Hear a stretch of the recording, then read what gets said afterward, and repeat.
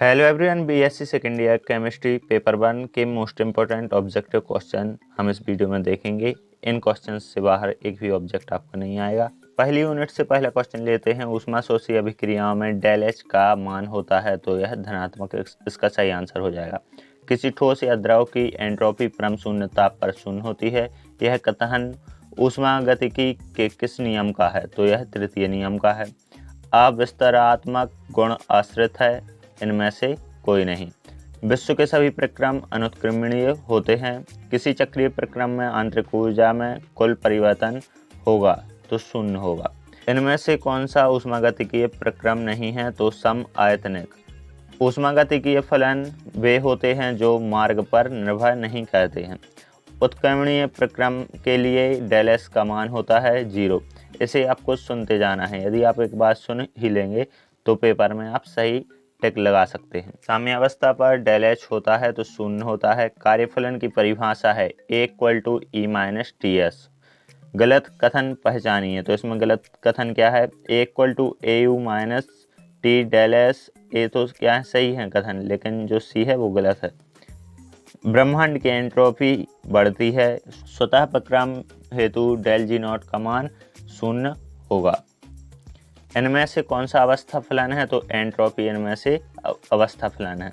निम्न में सर्वाधिक एंट्रोपी किस में होती है? तो जल वाष्प में सबसे अधिक एंट्रोपी होती है। निम्नलिखित में से सबसे कम एंट्रोपी होती है? तो हीरा। मुक्त ऊर्जा जी की परिभाषा है G=H-TS। कौन सा कथन सही है? तो डेल जी VdP-SdT। प्रबल अम्ल तथा प्रबल क्षार की उदासीनीकरण ऊष्मा है, हमेशा स्थिर होती है। इसमें कौन सा संबंध एंट्रोपी के बारे में सही है? तो डेल S=dθ/T। गैस का द्रव रूप में परिवर्तन होने से एंट्रोपी घटती है। इनमें से कौन सा प्रक्रम स्वतः पूर्ण नहीं है? सभी रासायनिक। जो ये है गिब्स-हेल्महोल्ट्ज़ समीकरण AIMP है। एंट्रोपी सबसे अधिक किसकी होगी? तो H2 गैस। निम्न में से कौन सा संबंध सही है? तो सी इसका सही आंसर हो जाएगा। डेल H/ΔT CP समीकरण है तो किरचॉफ समीकरण है ये। जल के वाष्पीकरण में एंट्रोपी की अवस्था बढ़ेगी। ऊष्मागतिकी का द्वितीय सिद्धांत बताता है एंट्रोपी बढ़ेगी। ऊष्मागतिकी का नियम लागू होता है केवल स्थूल तंत्रों पर। बम ऊष्मामापी का प्रयोग किसे मापने के लिए किया जाता है? तो संभवन ऊष्मा को मापने के लिए किया जाता है। एंथैल्पी की परिभाषा है H=E+PV। H=E+PV। ये आपका 2 नंबर का क्वेश्चन भी आ सकता है। कार्नो इंजन की दक्षता निर्भर करती है तापमान पर। एक मूल पदार्थ के पूर्ण ऑक्सीकरण से उत्पन्न ऊष्मा दहन ऊष्मा कहलाती है। ऊष्मा रसायन में हेन्स का नियम ऊष्मागतिकी के किस नियम पर आधारित है? तो प्रथम नियम पर। T1 तथा T2 ताप ठंडे कुंड और ऊष्मा कुंड का है तो इंजन की दक्षता होगी। तो सी इसका सही आंसर हो जाएगा T2-T1/T2। ऊष्मा इंजन की दक्षता सदैव होती है 1 से कम। किसी इंजन की दक्षता 100% हो सकती है यदि सिंक का तापक्रम 0 केल्विन रखा जाए। परम तापमान होता है -273 डिग्री सेल्सियस। किसकी एंथैल्पी का मान सदैव ऋणात्मक होता है? गलन की। निम्न में से कौन सा संबंध सही है? तो डेल H=DLE+RT⁴ किसी निकाय के लिए एंट्रोपी में वृद्धि का सही क्रम है गैस, फिर उससे कम द्रव, फिर उससे कम ठोस। ए सही क्रम है। आदर्श गैस के रुद्धूष्म प्रसार में dQ का मान होता है 0। निम्न में से कौन अंतर्निहित ऊष्मागतिकी गुणधर्म नहीं है? तो आंतरिक ऊर्जा। निम्नलिखित में से कौन सा संबंध सही है? CP-CV=R। क्लासियस क्लैपेरॉन समीकरण है तो इसका ए सही आंसर हो जाएगा। अगला क्वेश्चन है द्विघटकीय तंत्र में प्रवस्थाओं की अधिकतम संख्या जिनमें साम्य हो सकता है क्या होगी? तो सी इसका सही आंसर हो जाएगा 3। अगला क्वेश्चन है द्विघटकीय तंत्र में प्रवस्थाओं की अधिकतम संख्या जिनमें साम्य हो सकता है क्या होगा? 3। मित स्थायी साम्य समाहित है तो जल का अति शीतलन। त्रिक बिंदु वह है जिसके साम्य पर होती है 3 प्रवस्था। त्रिघटकीय तंत्र पर प्रवस्था नियम का उपयोग समझाया जाता है समबाहु त्रिभुज से। गलन क्रांतिक बिंदु में स्वतंत्रता की कोटि होती है 0। द्रव उबलता है जब उसका वाष्प दाब बराबर हो जाता है वायुमंडलीय दाब के। निकोटिन जल तंत्र में सविलेय संविलेयन ताप होते हैं 2। प्रावस्था नियम का सही रूप है P+F=C+2। द्विघटक तंत्र के लिए स्वतंत्रता की कोटि का सर्वाधिक मान होगा 3।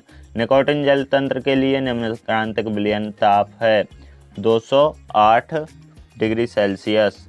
निम्न में से स्थिर क्वाथी विलयन छांटिए तो H2SO4 - H2O।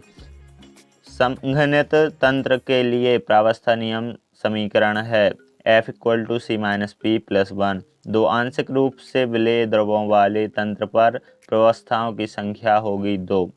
असर्वांग सम गलनांक वाला तंत्र है तो Na2SO4 जल। फेरिक क्लोराइड जल निकाय में प्रवस्थाओं की संपूर्ण संख्या होती है 4। फिनॉल जल निकाय के लिए क्रांतिक विलयन ताप है तो 65.9 डिग्री सेल्सियस। पानी के त्रिक बिंदु पर ताप होता है तो 0.0098 डिग्री सेल्सियस। असर्वांग सम वाले यौगिक को प्रदर्शित करने वाला तंत्र है NaCl H2O। उच्च ताप पर बर्फ में प्रवस्थाओं की संख्या होगी 7। AgPV तंत्र का गलन क्रांतिक तापमान 303 डिग्री सेल्सियस होता है। जल तंत्र का घटक है 1। गंधक तंत्र का घटक होता है 1। निम्न में से कौन सा तंत्र क्रांतिक विलयन ताप या संविलेय संविलयन ताप का उदाहरण है तो ट्राइमेथिल एमीन जल।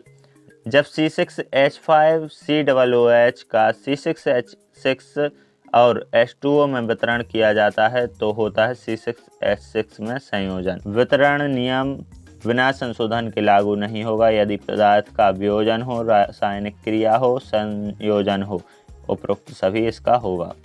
जल C1 और बेंजीन C2 के बीच वितरण बेंजोइक अम्ल हेतु वितरण गुणांक का मान होगा तो इसका डी आंसर हो जाएगा C1/√C2। HCl व जल के स्थिर क्वाथी विलयन में HCl का प्रतिशत 95.5। HCl जल के साथ किस ताप पर स्थिर क्वाथी मिश्रण बनाता है 110 डिग्री सेल्सियस। संगुणन पर वितरण नियम होता है C1/√C2 = K। एथिल अल्कोहल जल तंत्र में आदर्श व्यवहार से विचलन होता है ऋणात्मक। भाप की उपस्थिति में एनिलीन का क्वथनांक बढ़ता है। एक घटक तंत्र में त्रिक बिंदु पर स्वतंत्रता की कोटि क्या होती है 0 होती है। NH4Cl NH3 + HCl तंत्र में घटकों की संख्या 1 है। जल तंत्र में कितनी प्रवस्थाएं होती हैं तो 3 प्रवस्थाएं होती हैं। किसी तंत्र में घटकों की संख्या 2 है तथा प्रवस्थाओं की संख्या 1 है तो स्वतंत्रता की कोटि होगी 3। CaCO3 = CaO + CO2 तंत्र में घटकों की संख्या 2 होगी। किसी चालकता सेल के इलेक्ट्रोड के बीच की दूरी 2 सेंटीमीटर है, उसका क्षेत्रफल 4 वर्ग सेंटीमीटर है तो सेल का स्थिरांक क्या होगा 0.05। कोलरास नियम क्या है तो 20 का आंसर हो जाएगा। तन्यता बढ़ाने से विशिष्ट चालकता एवं तुल्यांकी चालकता इनमें से कोई नहीं, इसका आंसर होगा। तुल्यांकी चालकता की इकाई ओम इनवर्स सेंटीमीटर² ग्राम तुल्यांक इनवर्स। किस आयन की गतिशीलता सबसे अधिक है तो लिथियम प्लस आयन की। दुर्बल विद्युत अपघटनों के आयनन की मात्रा का सूत्र है तो इसका डी आंसर हो जाएगा। ओम के नियम का परिपालन कहते हैं विद्युत अपघटनी सुचालक। में से कौन सा इलेक्ट्रोड सूचक इलेक्ट्रोड है तो हाइड्रोजन इलेक्ट्रोड। किसी ताप पर जल का आयनिक गुणनफल 1.21 × 10⁻⁻14 है। इस ताप पर जल में हाइड्रोजन आयनों की सांद्रता क्या होगी 1.1 × 10⁻⁻7 मीटर। ओस्टवाल्ड तनुता नियम के अनुसार क्या होगा, इसका सही आंसर सी हो जाएगा। तो ओस्टवाल्ड का तनुता नियम किस पर लागू नहीं होता है CH3COONA। किसी विद्युत अपघट्ट के धनायन और ऋणायन का योग होता है 0। तन्यता बढ़ाने पर किसी आयन का अभिगमनांक बढ़ता है। आयनिक गतिशीलता की इकाई है सेंटीमीटर प्रति वोल्ट सेकंड। 1 वोल्ट प्रति सेंटीमीटर की विभव प्रवणता में आयन की सेंटीमीटर प्रति सेकंड में चाल क्या कहलाती है? तो आयनी गतिशीलता। CH3COO Na के अत्यंत तनु जलीय विलयन में उपस्थित होंगे Na+ CH3COO- और OH- आयन। ओहन-सागर समीकरण का रूप है तो इसका सी सही आंसर हो जाएगा λN। अगला क्वेश्चन है अधिशोषण है ऊष्माक्षेपी प्रक्रम। लैंगमुर अधिशोषण समतापी के लिए समीकरण, तो इसका ए सही आंसर हो जाएगा। निम्नलिखित में किस दशा में बहुत परतदार अधिशोषण होता है? तो भौतिक अधिशोषण। फेंडलिक समीकरण लागू होता है निम्न दाबों पर। फेंडलिक अधिशोषण समतापी समीकरण है तो x/m = Kp⁴ फिर ये जो अभिक्रिया है विषमांगी उत्प्रेरक है। उत्प्रेरक NO इसमें क्या है? तो विषमांगी उत्प्रेरक। वनस्पति घी में प्रयुक्त उत्प्रेरक है तो सूक्ष्म वितरित निकेल। आता है अधिशोषण है सतह घटना। भौतिक अधिशोषण में विलेयकरण और ठोस सतह के मध्य लगने वाला बल है वान डेर वाल्स बल। भौतिक अधिशोषण एक प्रक्रिया है उत्क्रमणीय। फेंडलिक समतापी अनुपयोगी नहीं है उच्च ताप पर। चारकोल पर हाइड्रोजन का अधिशोषण है भौतिक अधिशोषण। एक उत्प्रेरक शुरू के पद में क्रिया करता है तथा बाद के पदों में पुनः प्राप्त होता है। अस्वतः परिवर्तन को करने के लिए आवश्यक निम्नतम ऊर्जा की मात्रा मुक्त ऊर्जा कहलाती है। निम्न में से कौन सी अभिक्रिया विषमांगी उत्प्रेरण का उदाहरण है? तो प्रयुक्त सभी हैबर विधि, संपर्क विधि और वनस्पति तेलों का हाइड्रोजनीकरण। NH3 बनाने वाली हैबर प्रक्रिया में प्रयुक्त किया जाने वाला उत्प्रेरक है तो Fe+MO इसका सही आंसर हो जाएगा। इस वीडियो में इतना ही। यदि आपको वीडियो पसंद आई हो तो चैनल को लाइक, शेयर एंड सब्सक्राइब करें। Thank you.